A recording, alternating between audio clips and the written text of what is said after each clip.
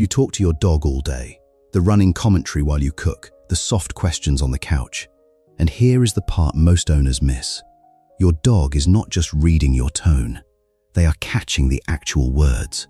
Far more of them than you would guess. The good morning you say before a single other living soul. They have been learning what it means. That can sound like a stretch. It is not. And the truth underneath it is far kinder than you would think. Think about the scrape of their nails on the floor the second you say walk, the ears that lift at dinner, the way their whole body goes still when you start to spell out V-E-T. None of that is an accident. Over the next few minutes, we will walk through 7 everyday words your dog has quietly learned to understand. And around word 5, the science gets genuinely surprising. Start with the very first word they ever learned, their name. Here's what most people don't realize. A name isn't a command. There's nothing in it to obey, nothing to perform, no treat waiting at the end. It is pure recognition. The very first piece of language your dog ever managed to pull out of the endless river of sound pouring from your mouth. And they learned it by listening for you. Think about how much sound a dog swims through in a single day. The television, the neighbors, your phone calls, your sighs, your singing in the kitchen. Out of all of that noise, slowly, over weeks and months, your dog learns to lift one specific shape of sound, their name, and turn straight toward where it came from. It's the same reflex you have. You can be standing in a loud, crowded room, hearing nothing in particular, and the instant someone across that room says your name, your head turns before you've even decided to look. Now, picture a busy park, a dozen other voices, other dogs, other owners, other names called across the grass. And the moment your voice shapes their name in the air, one head comes up, before the sound has even finished, past every other voice that simply isn't yours. That turn looks like the simplest thing in the world. It isn't. It is your dog choosing your voice out of the entire world, every single time. Puppies often begin answering to their name within their first weeks home, long before they understand a single other word, because before anything else in your house has meaning, you do. So their name was never just a label you stuck on them. It is the word that means home is calling. Now, the word that exposes every owner eventually. Walk. You probably think your dog is reading the leash in your hand, or the shoes by the door, or the very particular way you push yourself up off the couch at a certain hour. And sure, they are reading all of that too. Dogs are extraordinary students of your body. But here's what's actually happening underneath. Through plain, patient association, the sound of the word walk has fused itself to everything wonderful that comes after it. The click of the door, the rush of outside air. The whole world is opening up at the end of the driveway. Say the word enough times right before all of that, and the word itself stops being a sound. It becomes the promise, which is exactly why spelling it stops working so embarrassingly fast. You lower your voice, you glance at your partner, you carefully mouth, should we take the dog for a W-A-L-K, and within a K, and within a week or two, the spelled out version has simply become another sound that means the very same glorious thing. So you move on to nicknames, code words, the outside game. They learn those too. Some dogs even learn to tell the difference between you saying walk to them and you saying it about them to someone else. The word lifts their head only when it is aimed their way. And there they are, at the door, leash already in their mouth, looking back at you with the quiet, patient betrayal of a creature who cracked your little code days ago and has just been waiting for you to catch up. You didn't outsmart them. You just taught them a second word for the same joy. Here's one that comes wrapped in guilt for almost every owner. The word no. When your dog hears no and does the thing anyway, it can feel like flat defiance. Like they heard you perfectly well and simply decided you didn't matter. So let's set that story down right now, gently and for good. Because it is usually the opposite of what is really happening. Your dog can track the meaning of a word largely apart from the tone you wrap around it. A soft, tired no and a sharp, loud no point at the very same thing, and somewhere in there, your dog knows it. The word carries its own weight, separate from the volume. It is why a whispered no can stop them cold, and why a no you don't quite mean. The half-hearted one, muttered while you're secretly smiling, so often slides right past them. They are not really reading your volume. They are reading whether you mean it.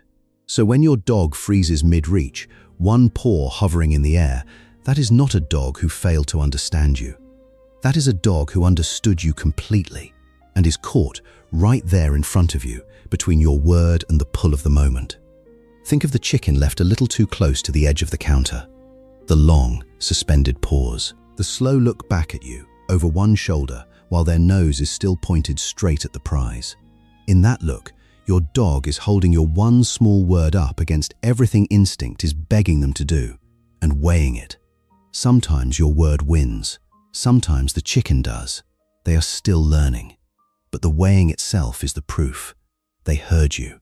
The hesitation is the hearing. And every single time they choose your no over the thing they want most, they are telling you something quietly enormous about who you have become to them. Now, before we keep going, if you're learning something new about your dog, take 1 second to hit like and subscribe. That's how these videos reach more dog owners who want to understand the words their dog has been listening to all along. And number 5, coming up, is the one most people don't believe at first.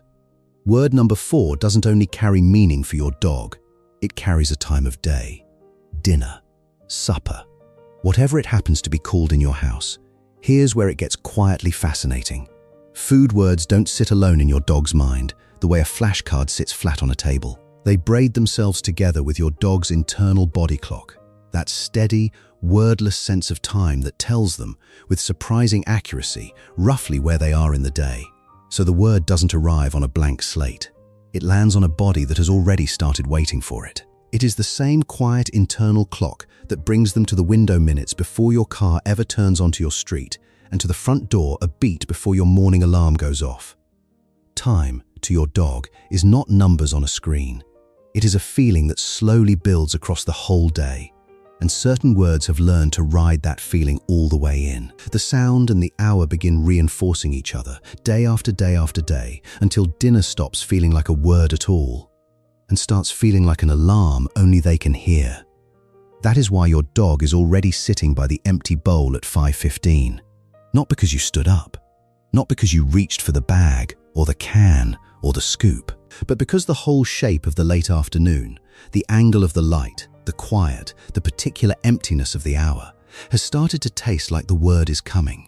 You say dinner like you are announcing something brand new.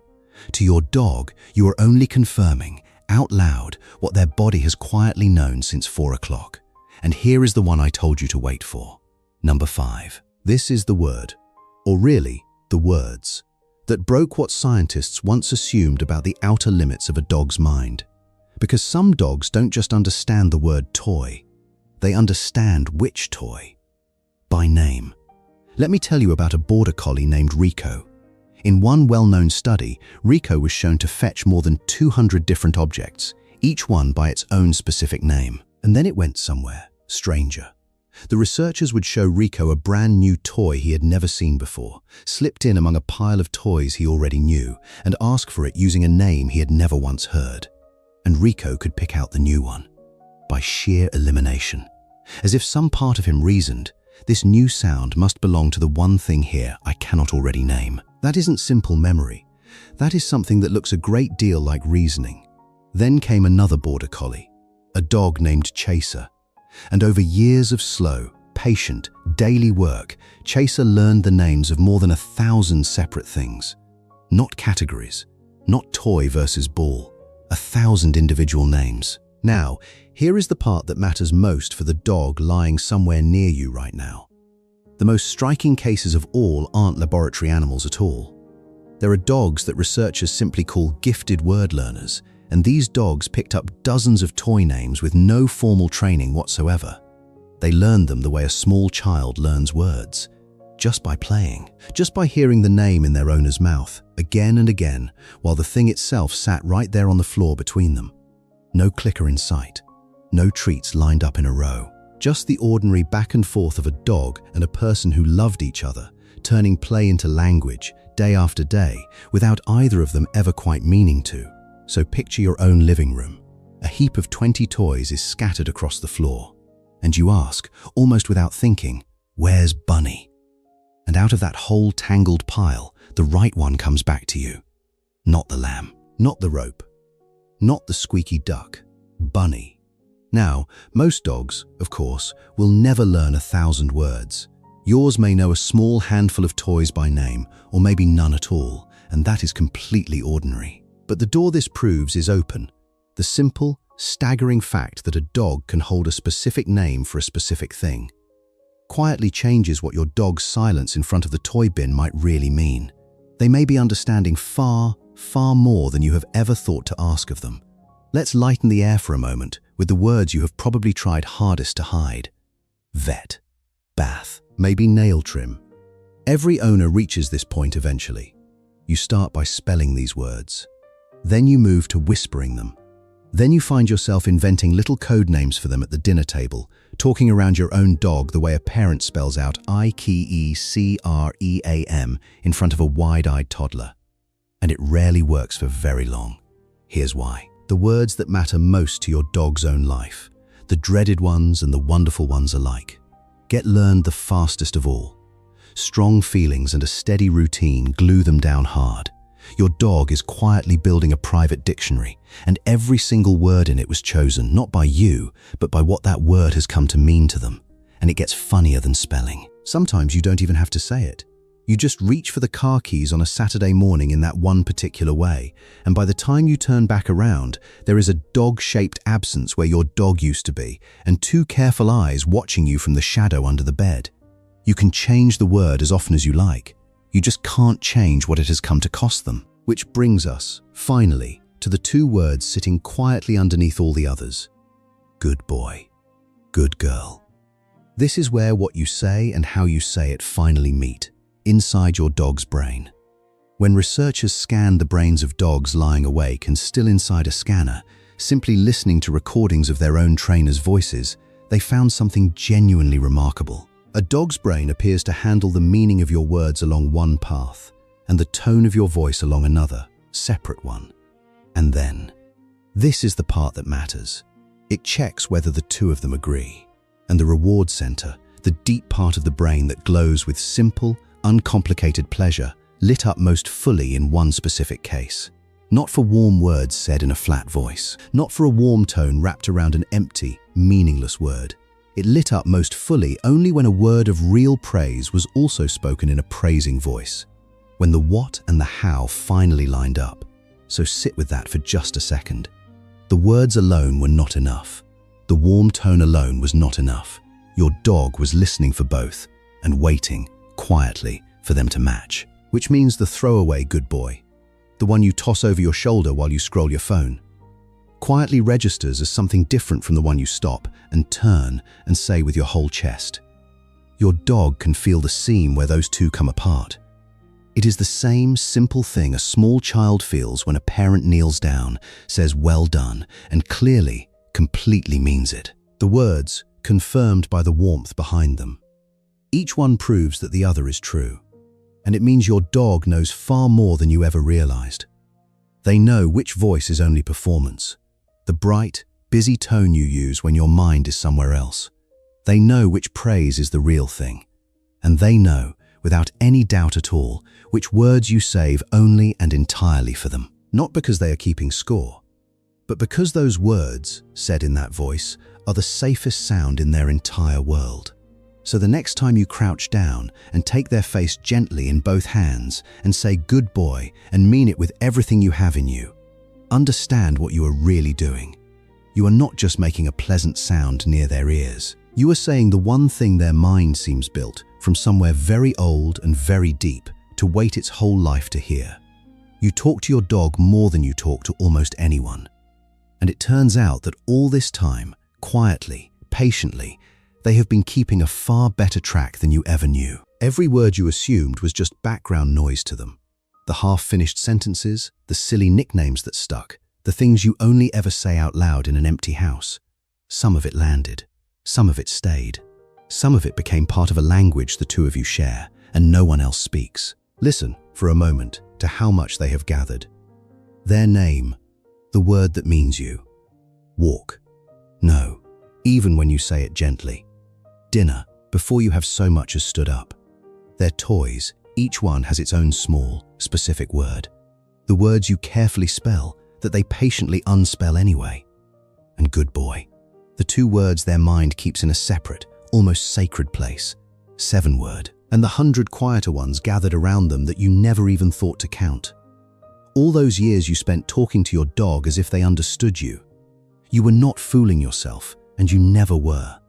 You were teaching a language together, the two of you, one ordinary word at a time. You were never simply talking to your dog. You were talking with them. The way you talk with anyone. You are slowly, surely coming to know, and who is, just as surely, coming to know you. So tonight, when you say their name across the room, and they lift their head, and they turn their whole body towards you, know that they did not just hear a sound. They heard you. They always have. If you want to keep hearing your dog like this, subscribe and stay with us. Before you go, the one word your dog knows that you never taught them? Tell us below. Whatever it is, they learned it because it was you.